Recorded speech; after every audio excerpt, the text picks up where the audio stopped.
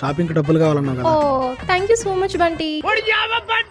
2 minutes cab వచ్చేస్తుంది. నీ boy friend నీ బర్త్డేకి ఏం గిఫ్ట్ ఇవ్వడం లేదా? ఏం ఇవ్వలేదే.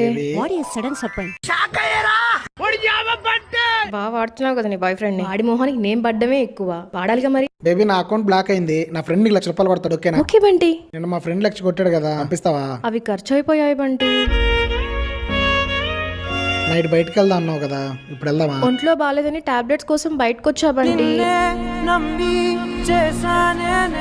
ఇది చూస్తూ ఇక్కడ ఉండలేను, నాకు వేరే కంట్రీలో జాబ్ వచ్చింది, నేను వెళ్ళిపోతున్నా. అదేంట్రా బంటి సడన్ గా చెప్తున్నావు? నువ్వు వెళ్ళిపోతే నేను ఎక్కడ ఉండాలి? నీ కోసం నా ఫ్లాట్ 1 year పాటు రెంట్ కట్టేసా, అక్కడే ఉండొచ్చు. ఫ్లాట్ ఓకే, నీ గుర్తుగా ఏదో ఒకటి ఇవ్వచ్చు కదా బంటి. ఇదో నా ల్యాప్టాప్ తీసుకో. నువ్వు వెళ్ళిపోతే నీలా నన్ను ఎవరు చూసుకుంటారా? నాకన్నా బాగా చూసుకునే వాళ్ళు నీ లైఫ్ లోకి వస్తారు బేబీ.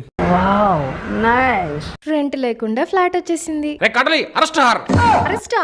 నేనేం చేసా? దొంగతనంగా సినిమా పైరసీ చేస్తే అరెస్ట్ చేయకుండా